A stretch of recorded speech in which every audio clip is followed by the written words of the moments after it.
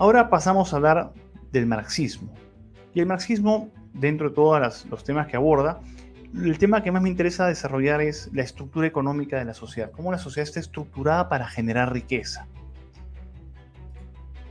Y si uno se pone a pensar, ese es el aspecto medular del discurso de Marx, en el cual cómo se genera riqueza. Es una riqueza de corte utilitarista en la cual se explota al prójimo para obtener riqueza, como un capitalismo absurdamente abyecto y desalmado, cómo ciertas clases sociales se van diferenciando de otras y cómo las estructuras y las asimetrías de poder se van forjando alrededor de lo que es la gestión de riqueza, la gestión económica.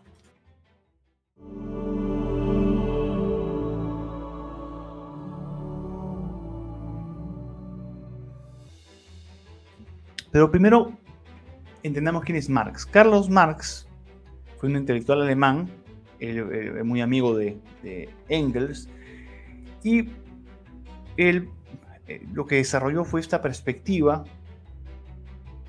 muy enfocada en la parte, como dije, en la parte de las asimetrías de poder, de opresión, de lo que es este dominio.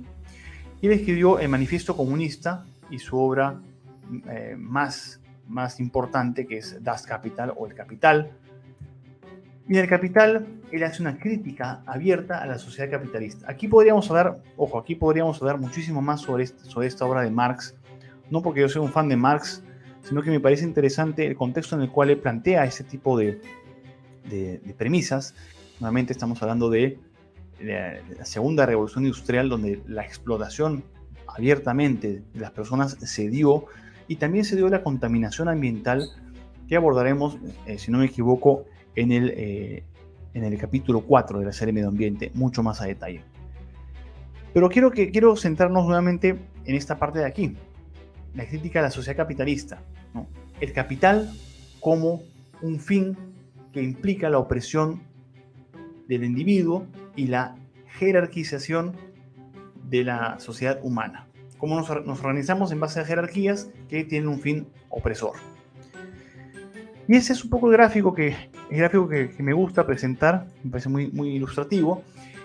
Y Marx en el lado izquierdo dice: el motor de la industria es la lucha de clases. Y su amigo Friedrich Engels dice que toda la historia ha sido una historia de lucha de clases entre las clases dominadas en las diversas etapas del desarrollo social. Esta fijación en las estructuras de poder y de dominio luego tienen una marcada influencia con la gestión del medio ambiente.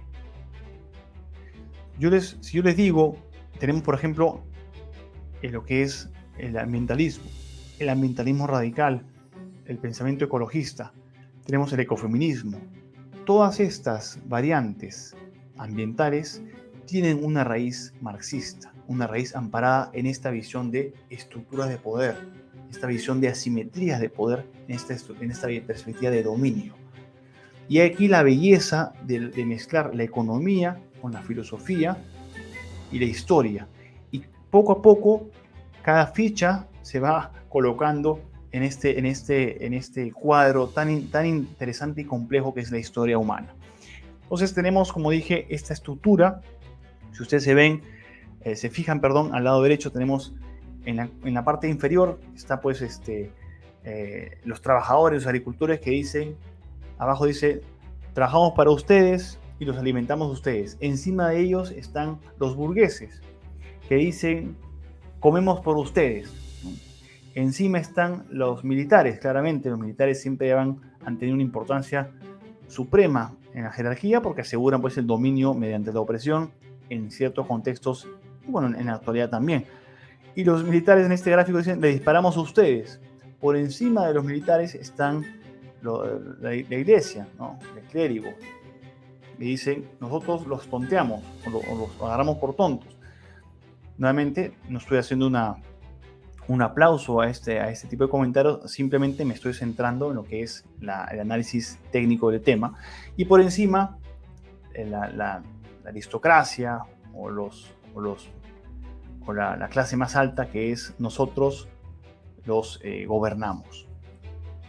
Y esto grafica, como dije, poco el pensamiento o la visión de Karl Marx, sobre la estructura de poder dentro de la economía, el capital como ese fin que denigra al ser humano y propicia su explotación. Entonces, con esta perspectiva, vamos a profundizar más aún el aspecto del capitalismo. Y aquí Marx es enfático, dice, el capitalismo tiende a destruir a sus dos fuentes de riqueza, la naturaleza y los seres humanos. Esta es, para mí, una de las frases más potentes dentro de la filosofía, del pensamiento económico, vinculado a la parte de la política, porque ya nos habla de esta dimensión moral, humana, que abordamos en el caso de John Stuart Mill, con el tema del utilitarismo, pero también está la dimensión ambiental. Y es que muy poco se sabe de los impactos medioambientales que hubo, por ejemplo, en la época de la Revolución Industrial. Contaminación de ríos, tala de bosques, depredación de especies, caza indiscriminada, en fin, minería, una serie de contaminaciones tremendas y daño a la salud como el carbón, las minas de carbón, la explotación infantil. Eran cosas que Marx veía y que la tradujo en estas dos obras, pero principalmente en Das Kapital, que fue su obra magna. Recuerden, el capitalismo tiende a destruir a sus dos fuentes de riqueza, la naturaleza y los seres humanos. Y esta frase hoy en día tiene mucha preponderancia porque la politización de la gestión de los recursos naturales, y hablamos en este caso también incluida la dimensión del cambio climático antropogénica, hay perspectivas que traen pues el pensamiento marxista dentro de esta visión de gestión de los comunes dentro del espacio de análisis que propuso Garrett Hardin en 1968 en su obra La tragedia de los comunes, que por cierto también recomiendo el libro de Elinor Ostrom, que es La gobernanza de los comunes, que es un libro que trabaja sobre los conceptos de Garrett Hardin del 68 y Elinor Ostrom desarrolla pues, la gobernanza de los comunes, como cómo se va a gestionar los recursos del mundo, los océanos, la pesca, los bosques, la riqueza vegetal, etcétera, para el beneficio de todos como especie. Pero bueno, son temas que son complementarios a lo que estamos hablando. Entonces, hago hincapié sobre esta frase que es muy potente desde un punto de vista político y económico.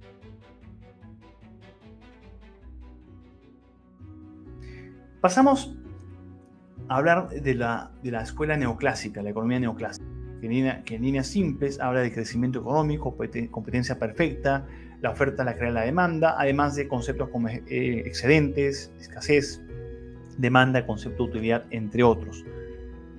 Dentro de sus principales figuras está Alfred Marshall.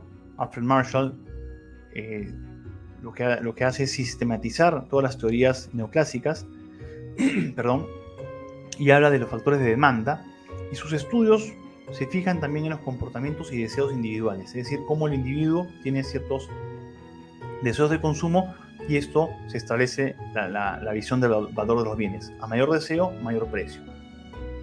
En el caso de William Jevons, él se interesa por la economía política, pero le da una perspectiva cuantitativa, una perspectiva de rigor matemático al tema, lo que hoy se conoce como econometría.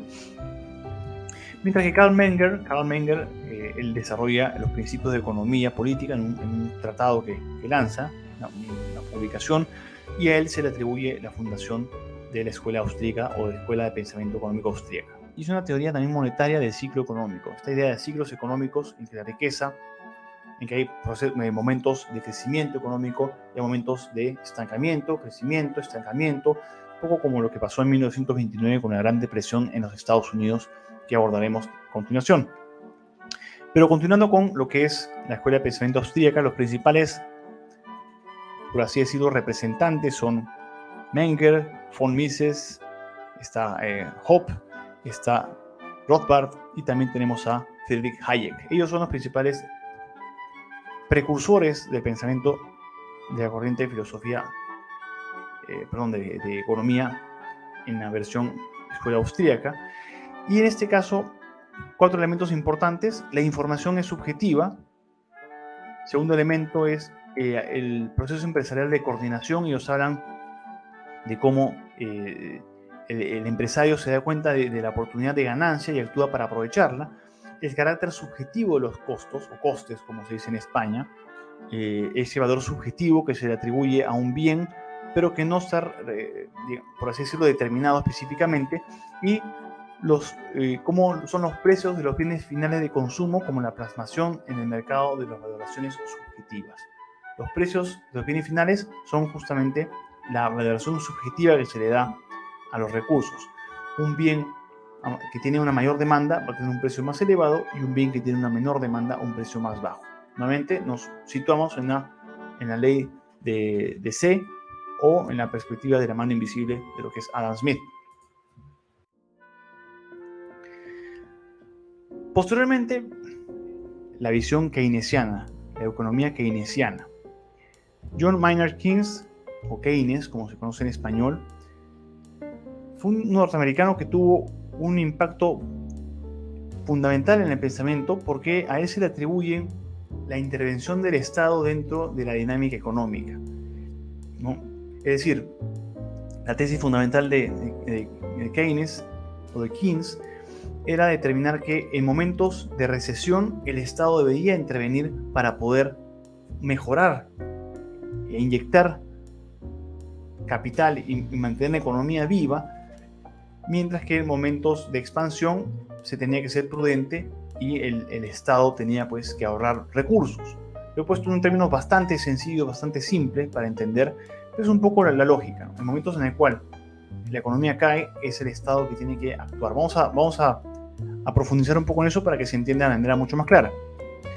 Pero entonces, la economía keynesiana es una teoría económica en la cual, en el libro Teoría General sobre el Empleo, el Interés y el Dinero, que publicó Keynes en 1936, fue un análisis, una respuesta que se dio a la Gran Depresión en 1929 y posteriormente en los años 30 hasta el 33, que hubo una Gran Depresión económica en los Estados Unidos.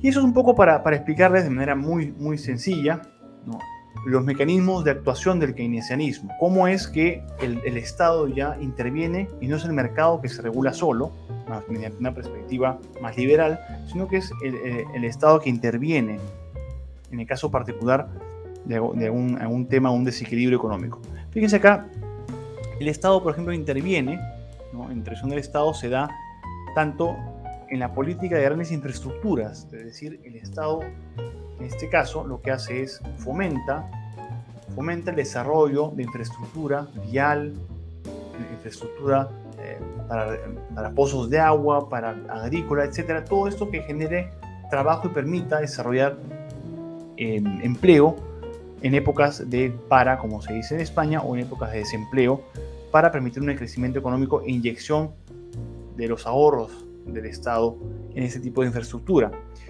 Y por otro lado, la distribución, precisamente, que mencioné, de aquellos que están parados o desempleados, y también la inyección que se le permite a las empresas y a las familias, porque cuando el Estado pues interviene, la idea es que esta visión contracíclica permita generar riqueza, que en el corto plazo genera un déficit del presupuesto del Estado. Es decir, el Estado saca dinero, lo pone para desarrollo de infraestructura, y aparentemente hay un efecto negativo.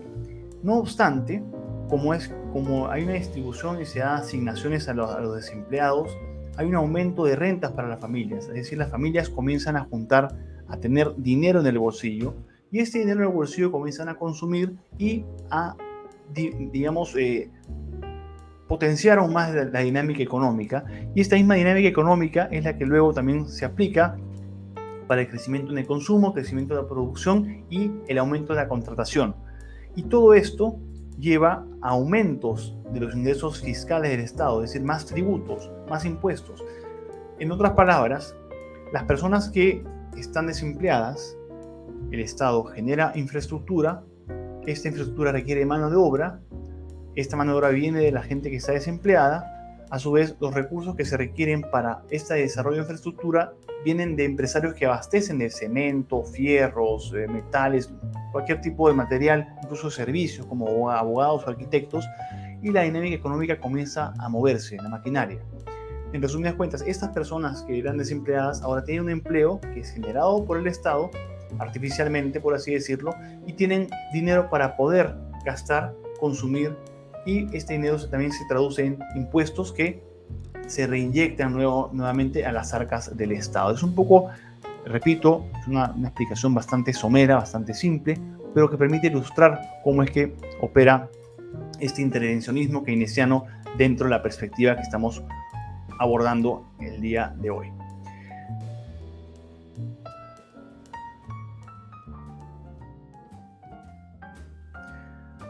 Ahora hablamos de la visión monetarista y la que propone, en resumidas cuentas, que la inflación en todo el tiempo, o todo tiempo y lugar, es un fenómeno monetario. Se atribuye al dinero en sí, a la disponibilidad o escasez de dinero, a un desempleo estructural y también desarrolla la teoría del ingreso permanente. Los principales representantes de esta escuela, el más importante, por así decirlo, es Milton Friedman, aunque también se le atribuye importancia a los otros dos representantes, que son Karl Brunner y Alan Meltzer. La importancia del dinero como variable clave en la economía es uno de los primeros aportes de los monetaristas, en el cual la oferta de dinero es un factor fundamental que determina los precios, el crecimiento económico y el empleo. El segundo elemento que aborda el monetarismo es esta necesidad de controlar la inflación mediante la oferta del dinero. Es decir, controlar la cantidad de dinero en circulación y mantener la estabilidad de los precios. Mayor cantidad de dinero en circulación tiende a generar un efecto en reducción de precios o incremento de precios según se vaya ajustando un poco las manijas y entendiendo cómo es que la economía requiere ciertas intervenciones. Como tercera idea fundamental es la importancia de la libertad económica. Los monetaristas defienden la libertad económica y la iniciativa privada y creen que la intervención del gobierno en la economía debe ser limitada. Y este es un punto neurálgico dentro de la perspectiva totalmente antagónica del monetarismo con el keynesianismo.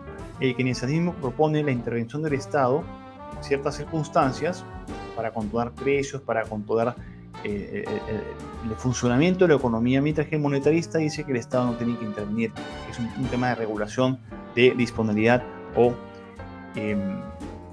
escasez de dinero disponible. Y como cuarto punto importante es que la necesidad de una política monetaria regida por reglas claras. Los monetaristas sostienen que la política monetaria debe estar regida por reglas claras y predecibles en lugar de ser decidida por autoridades a discreción. Lo que se busca aquí es evitar la incertidumbre y los mercados financieros. Pongo un ejemplo aquí interesante, que es que aquellos países que tienen bancos centrales independientes, hablo de la actualidad, son probablemente aquellos países que tienen una mayor resistencia a ciertos momentos inflacionarios o ciertos aspectos políticos o externos negativos.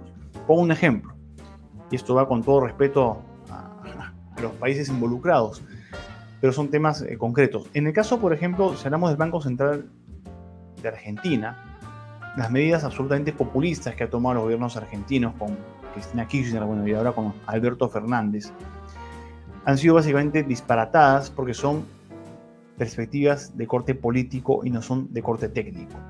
Y la inflación que tiene Argentina hoy en día es una inflación que secunda la inflación de Venezuela. Es un desastre. Han destruido la economía de un país tan rico y tan hermoso como Argentina. Mientras que, por otro lado, en el caso, por ejemplo, el caso puntual del Perú, el Perú tiene un sistema de flotación sucia.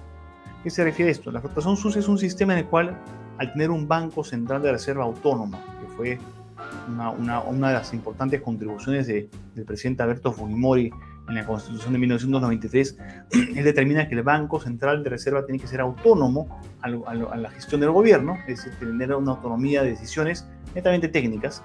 Y este quiebre es lo que permitió al Banco Central de Reserva del Perú mantener esta visión no política, esta visión apolítica de la gestión como tiene que ser.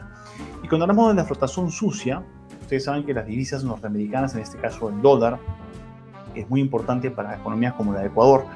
En el caso del dólar, por ejemplo, el Perú, cuando hay ciertas fluctuaciones en precios o aspectos externos como la guerra de Ucrania, el incremento del petróleo, todos los aspectos que estamos ya hoy en día viviendo, el Perú lo que ha hecho el Banco Central de Reserva es, ellos van vendiendo dólares para generar una mayor oferta de dólares en el mercado, y a mayor oferta de dinero baja el valor de un bien o un producto, y cuando hay épocas en las cuales hay que adquirir dólares para guardar con ese está bajo precio, el Banco Central de Reserva también lo hace. Ese sistema de flotación sucia es lo que permite que el sol se haya mantenido, el sol es la moneda nacional de Perú, se haya mantenido más o menos estable con una depreciación alrededor del 8% en los últimos 10, 12 años, si no me equivoco. No estoy muy seguro 100% en las cifras, pero, en la fecha, pero sí es una depreciación mucho menor comparativamente hablando con otras monedas regionales. Es decir, el monetarismo se aplica en los bancos centrales, como lo estamos viendo en este ejemplo. Y es esta disputa de perspectivas entre el keynesianismo y el monetarismo que en 1970 enfrenta a las dos visiones de Friedman, en este caso de John Maynard Keynes, pero es el análisis de la depresión de 1929 lo que ofrece una riqueza muy amplia en el entendimiento de estos aspectos. Quiero que se fijen aquí, este es un gráfico que nos muestra los índices de precio del consumidor, siendo la inflación en celeste y la deflación en naranja. Propongo entonces analizar lo que es la crisis de 1929. En el libro A Monetary History of the United States, entre 1867 y 1960, Friedman y Schwartz argumentaron que la Gran Depresión de los años 30 se debió a una contracción masiva de la oferta monetaria, a la que ellos llamaron gran contracción. En otras palabras, hubo menos disponibilidad de la moneda estadounidense, lo cual generó pues un efecto negativo, y esta explicación es muy diferente al postulado keynesiano, pues este sostiene que la falta de inversión fue la principal causa de la depresión. Al no haber inversión no había disponibilidad de monedas, y la moneda pues generó todo este colapso económico. Y en el caso puntual de la inflación posterior a la Segunda Guerra Mundial, esta se dice también que se debió a un tema de oferta monetaria, ¿no? Una expansión excesiva de la oferta monetaria. Y es que en los años 80 el monetarismo perdió relevancia, pero sus ideas siguen presentes, como lo expliqué en el caso de economías latinoamericanas, con bancos centrales de reserva independientes que permiten sopesar un poco y capear los temporales inflacionarios o de otros países.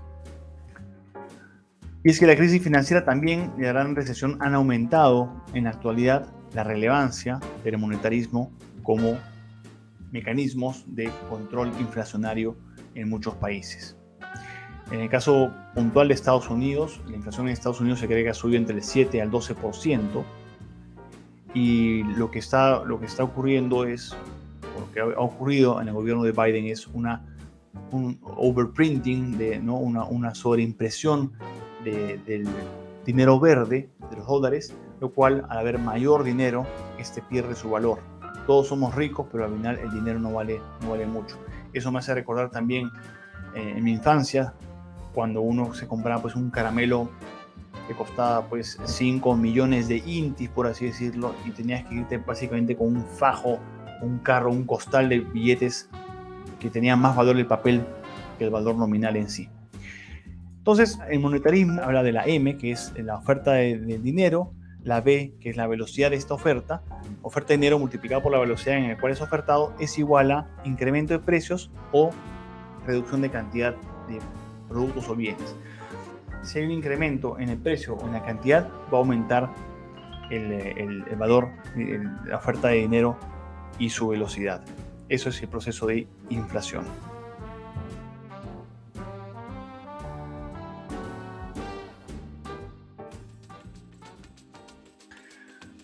Y ahí, para ir cerrando el monetarismo, al cual le he dado bastante importancia, ¿por qué es diferente del keynesianismo? Porque en el modelo en la búsqueda de la estabilidad económica, el modelo keynesiano defiende la política fiscal y el control del Estado en las actividades económicas, mientras que la visión monetarista, el modelo monetarista, habla de los flujos de dinero como herramientas de control de la oferta o la escasez, en este caso, de las monedas como elementos o mecanismos de control de procesos inflacionarios, según corresponda.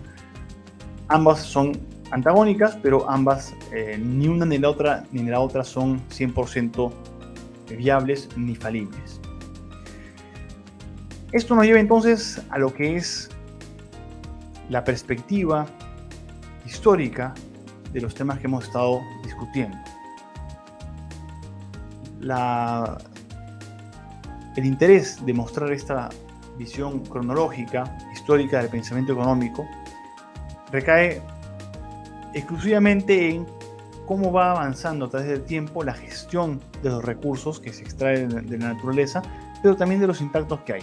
Si hablamos de lo que es el mercantilismo, por ejemplo, el mercantilismo, como dijimos, es la extracción de metales, los recursos. Esto luego se lleva a lo que es la fisiocracia, que es la tierra como el fin o el origen de toda riqueza.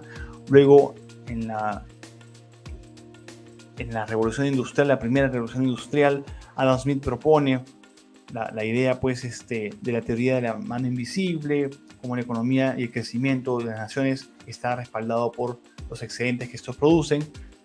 David Ricardo luego habla de temas tan importantes como la migración del campo a la ciudad, que es un fenómeno que va ocurriendo con la industrialización. Se requiere mayor mano de obra en las ciudades y ocurría que las personas migraban. Y esto también generaba una descompensación o un problema en el campo, porque ya no había tanto mano de obra que se dedicara a la agricultura, sino que había una migración hacia lo que es la parte industrial. Y hubo también pues ahí elementos de corte político, precisamente de los que hablaba Karl Marx y que discutiremos con anterioridad. Pero continuando con esta línea de tiempo, Thomas Malthus posteriormente habla sobre el crecimiento poblacional, la teoría de los recursos, el crecimiento exponencial versus el crecimiento aritmético de lo que es los alimentos. Y bueno, emergieron unos neomalthusianos como el propio Garrett Hardin, que les comenté, y también Paul Ehrlich, que en 1968 publicara La bomba poblacional, ¿no? un libro que tuvo efectos, por así decirlo, bastante responsables en la opinión pública y que no fue en lo absoluto certero. Marx, posteriormente, después de Thomas Malthus, él habla de las consecuencias de la industria capitalista y la explotación de trabajadores, a lo cual surgen los sindicatos como organizaciones derivadas de espacios económicos en los cuales se explotaba la tierra, se producían bienes y servicios mediante la explotación también de las personas, de los individuos, de los trabajadores. Y esto tuvo efectos importantes también en el desarrollo de este pensamiento. Pasamos a lo que es la visión de Keynes, que hemos abordado recientemente, en la cual derrumba los postulados de la mano invisible de Adam Smith, porque el Estado pues interviene cuando los fenómenos económicos son adversos en líneas generales. Y hoy en día tenemos lo que es la visión del sistema capitalista y la visión del sistema socialista, y también lo que se conoce como la economía mixta de mercado y Estado interactúan. Vamos a empezar con lo que es el sistema capitalista. El sistema capitalista nos habla pues de la industria, avances técnicos, intermediarios, y es esta idea pues en la cual que funda Adam Smith, que el crecimiento económico permite, a través de una visión liberal, que el mercado se regule solo, que la oferta y la demanda se determinen y que los consumidores y productores toman esas decisiones. ¿Por qué es importante hablar de la visión capitalista? La visión capitalista, desde un punto de vista medioambiental, tiene implicancias, no solamente en lo que es el tema de contaminación, etcétera, sino también en la disponibilidad de ciertos recursos que van a existir. ¿A qué me refiero? Hoy en día estamos viviendo, por ejemplo, lo que es la electrificación de vehículos. Hay quienes están a favor, hay quienes están en contra. Hay varias falencias, no obstante, dentro de la electrificación de autos, porque se vende como una panacea. Pero a lo que voy es que esta electrificación lo que va a generar es una demanda, o está generando una demanda muy potente por litio, por metales como el cobre, para lo que son temas de cortos cables y conductores. Y esta demanda va a tener pues una expresión, una manifestación en mayor extracción de recursos minerales. A lo que voy es que la visión del capitalismo lo que hace es que los consumidores y los productores, o lo que postula, son los que toman las decisiones. Y estas decisiones están regidas simplemente por esta mano invisible que hemos mencionado anteriormente. Esta es un poco la representación que se hace del capitalismo, ¿no? Este es el famoso cuadro de Salvador Dalí que se llama The American Dream, o El sueño americano, y es una sátira que implica pues la esclavitud del ser humano a través de los recursos naturales. Vemos al lado izquierdo inferior, me parece que es Washington, con el símbolo de la justicia, amarrado pues al tío Sam, que es una especie de tío Sam medio apinochado, y luego atrás, tienes a una suerte de alguien de Medio Oriente subido en los hombros, o una joroba del tío Sam. Atrás tienes a un chanchito chino, ¿no? Que lleva pues una caja fuerte. Encima está la India, me parece que es el Trimurti, un símbolo medio de la India. Y luego atrás están pues un camello representando el Medio Oriente con el petróleo. A ese camello en la pata derecha está pues los dragones asiáticos, el sudeste asiático. Y muy atrás están pues los europeos con sus plantas nucleares y su derruido pasado histórico, cultural. Por la ironía, la crítica que hace Dalí en este cuadro. También, si hablamos del sistema socialista, el sistema socialista, el Estado rige el funcionamiento de la economía. Es el Estado el que rige cómo funciona la economía, cómo lo dictamina. Y esto pues está muy influenciado por la visión de Marx, y también lo que es la Revolución Rusa, que tuvo una incidencia muy importante en la estructura y en la organización de lo que es el comunismo como tal, cuando nace post Revolución Rusa. Y el marxismo es una economía de planificación centralizada, y es ahí donde el Estado toma las decisiones. Esta es la diferencia fundamental. Está el capitalismo, que es el mercado libre, y está el Estado controlador, que es el socialismo. Y la economía mixta de mercado es lo que viene después. Pero quiero presentarles un poco la representación burlona que se hace generalmente del socialismo, que es esta, ¿no? Tenemos el capitalismo, que genera pues huevitos de oro de trabajo, un poco la parte irónica, prosperidad, infraestructura, programas sociales, independencia energética e ingresos por impuestos.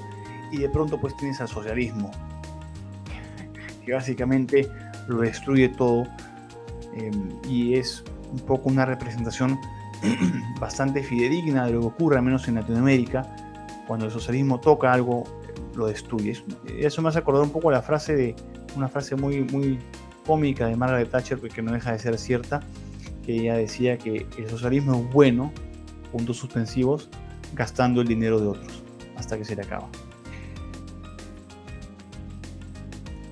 Y finalmente en este análisis tenemos, como dije, la economía, o el sistema de economía mixta. El mercado y el Estado interactúan, y aquí John Maynard Keynes, o Keynes, como quieran pronunciarlo, él hace pues esta conexión entre el rol del Estado interviniendo en ciertos contextos y ciertas situaciones. No es que sea totalmente intervencionista, pero que sí tiene que actuar cuando hay ciertas recesiones o espacios de presión económica, como ya vimos en el ejemplo que les propuse.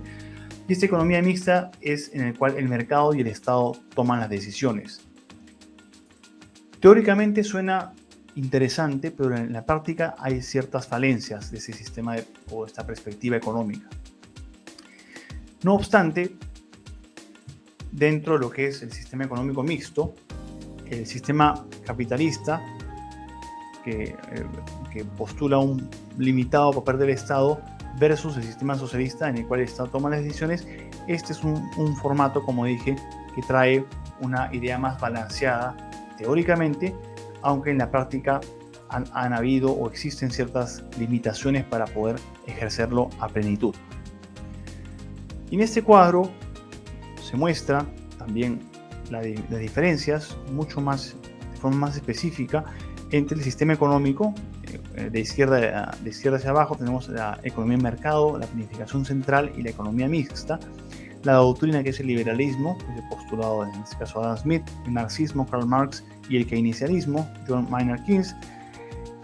Cuando se inician la revolución industrial, la revolución rusa, la Segunda Guerra Mundial, y la toma de decisiones, como ya hemos mencionado, es consumidores y productores.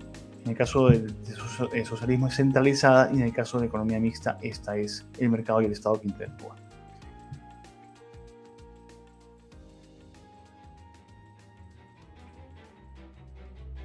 Es así como la génesis del capital.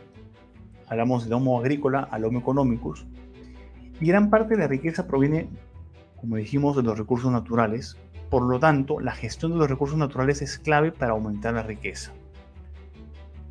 Acá la visión es, la explotación de recursos naturales es vital para la riqueza. Si hablamos, por ejemplo, de la industria farmacéutica, que utiliza mucho plantas medicinales, investigación y biogenética, la riqueza de los ecosistemas es fundamental en muchos casos para mantener esta biblioteca de insumos para poder explotarla. Vamos a hablar de aspectos como biopolítica, temas de patentes biológicas, genéticas, que van a entrar a discusión. En otras palabras, la riqueza y la explotación de la naturaleza están agarrando mucho más importancia en los tiempos actuales.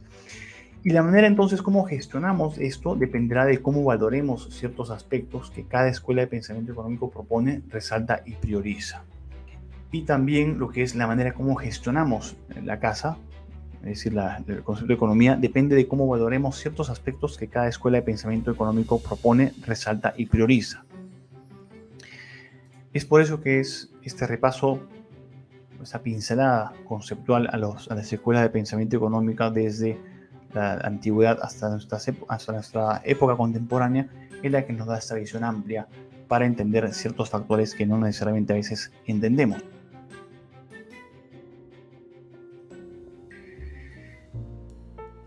Ya para ir finalizando unos conceptos importantes, hablo de lo que es los autores que definen la economía. Tenemos a Alfred Marshall.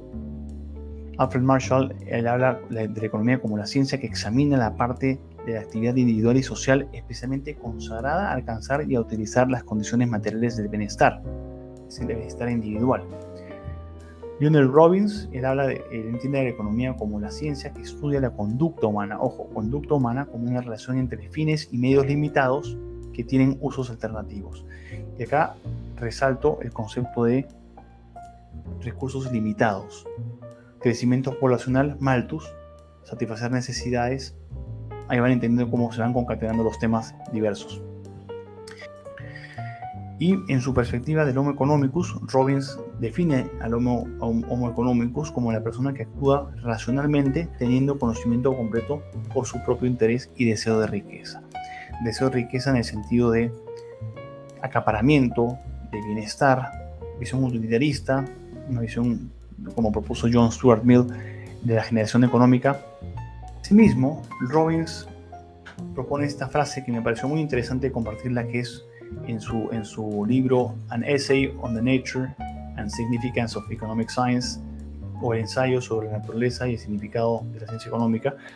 Hay una frase que rescaté de la página 15 que dice lo siguiente: los medios materiales para alcanzar los fines son limitados. Hemos sido expulsados del paraíso. No tenemos vida eterna ni medios ilimitados de gratificación. Donde quiera que miremos, si elegimos una cosa debemos renunciar a otras, que, en diferentes circunstancias, no deseamos haber renunciado. La escasez de medios para satisfacer fines de diversa importancia es una condición casi omnipresente en el comportamiento humano. Esa es una frase de gran interés porque también habla de las limitaciones de recursos. Hoy en día vivimos en la época de los recursos renovables y no renovables. Los no renovables son los combustibles fósiles, ciertos metales y minerales. Los renovables son la energía eólica, fotovoltaica, eléctrica, etc. Además de ciertos recursos como la agricultura. Y ese planteamiento de la gestión medioambiental que implica la gestión de recursos de producción para alimentación, la gestión de energía, el aseguramiento de que estos sistemas funcionen para que no se caiga el sistema global, la economía global, son aspectos que Robbins propone también dentro de esta visión del entendimiento del ser humano a través de su comportamiento y el aceptar que hay una suerte de limitación.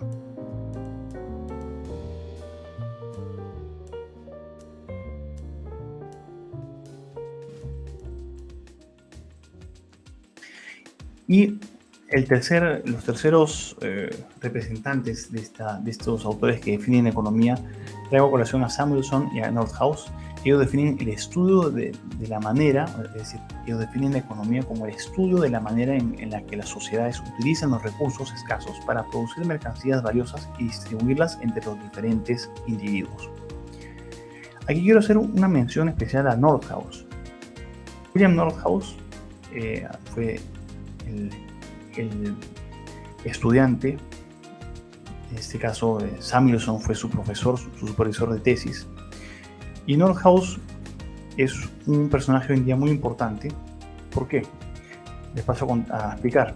Nordhaus es un economista, actualmente es profesor de la Universidad de Yale, y él fue también ganador del premio Nobel por acuñar el concepto de carbon tax o impuesto al carbono, impuesto a CO2. El impuesto a CO2 es una idea en la cual los países que más contaminan, entendiéndose entre comillas al CO2 como un contaminante, aunque otros arguyen que el CO2 es el origen primario de la vida, pero bajo la acepción contaminante se le pide a cada país pagar un impuesto por las emisiones de carbono que genere. Y por esto es que ganó el premio Nobel por su trabajo por el tema de impuesto al carbono. Pero ¿por qué es importante mencionarlo? ¿Y por qué vamos a trabajar luego con las ideas de Nordhaus? Porque es con este entendimiento de la quema de combustibles fósiles indispensable para la actividad industrial, la polución ambiental y el cambio climático antropogénico mediante los gases de efecto invernadero, de los cuales el CO2 es uno de los cuales se señala, es que la manera como vamos a gobernar el mundo, cómo vamos a gobernar o gestionar la gobernanza de los comunes a futuro va a ser un enigma, y si no se tiene un entendimiento de todas estas variables que estoy mencionando, no se va a poder comprender hacia dónde vamos.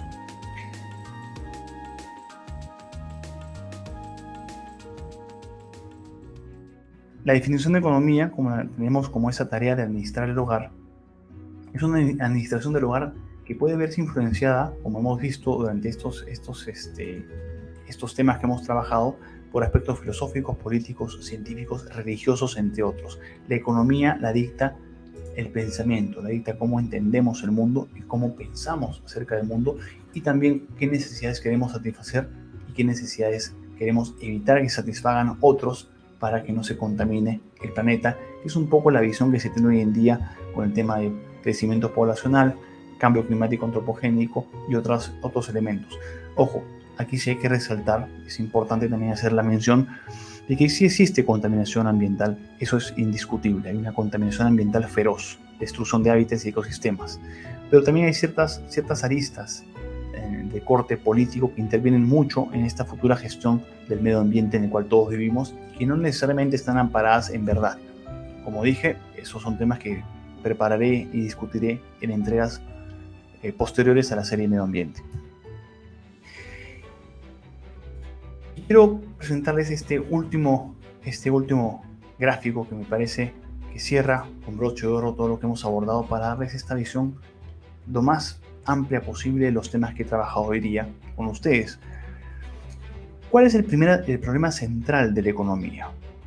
Si ustedes se fijan, de todas las escuelas de pensamiento que hemos abordado, desde lo que son el mercantilismo, los fisiócratas, lo que son los neoclásicos, la escuela austríaca de pensamiento, bueno, lo que es el marxismo, el keynesianismo, el monetarismo, hay elementos claves que son los siguientes. Pueden haber otros más, pero estos son los que a mí me parecen muy importantes, que es la escasez o scarcity, la incertidumbre o uncertainty, el dominance o el poder o el dominio, y el concepto de cambio.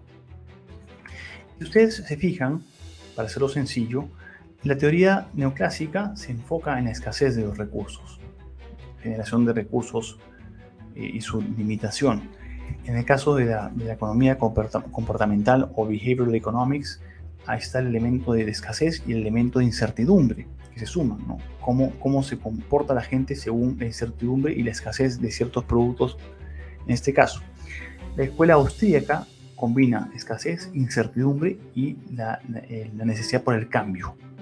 Cómo el cambio puede gestionar mejoras dependiendo de qué tipo de políticas se apliquen. Las políticas post-keynesianas hablan también de incertidumbre y dominio, en este caso la intervención del Estado en ciertas épocas en las cuales hay incertidumbre. En la ecología económica, o ecological economics, nuevamente también se habla de escasez, incertidumbre y el cambio. Incertidumbre por factores de contaminación, incertidumbre por cómo se va gestionando ciertos recursos y la necesidad de cambio para optimizar los resultados en general. La economía de complejidad o complexity economics nos habla también de incertidumbre y cambio, elementos complejos y variables que no necesariamente se pueden manejar. La economía feminista o feminist economics nos habla de lo que es el dominio. Y aquí hay un foco central en la que son las estructuras de poder y cómo la opresión del patriarcado, tanto hacia lo que es el sistema económico dominado por hombres, y cómo esto afecta el desarrollo de las mujeres, que es una perspectiva muy particular de la economía. Después tenemos el pensamiento marxista, político marxista de la economía, donde claramente el poder, el dominio y el cambio son los elementos preponderantes. Esta visión de la tabula rasa, de cambiar todo el sistema, y muy presente en los pensamientos de izquierda. Tenemos a la economía de evolución o evolutionary economics, que es un poco la visión de que cómo el comportamiento de las personas y los estados va moldeando la economía en general. Y finalmente tenemos a la economía institucional. Aquí me olvidé de marcar el cuadrito de abajo, pero la economía institucional o institutional economics nos habla sobre el dominio y el cambio también, el rol de las instituciones dentro de la economía. Entonces, hemos viajado al futuro, hemos revisado muchísimos conceptos de manera un poco amplia, algunos un poco más escueta en otros, y ahora yo les propongo que regresemos al pasado. Y este retorno al pasado nos lleva exactamente a lo que es esta imagen del trueque, ¿no? de cómo pasamos del cultivo, la ganadería, al trueque, cómo surge la moneda como elemento de intercambio y cómo la economía se va diversificando y nuestra visión contextual, cultural, geográfica de la economía va aumentando justamente la complejidad de cómo es que el sistema económico mundial funciona hasta nuestros días, en el cual vivimos una globalización trepidante y bastante difícil de entender.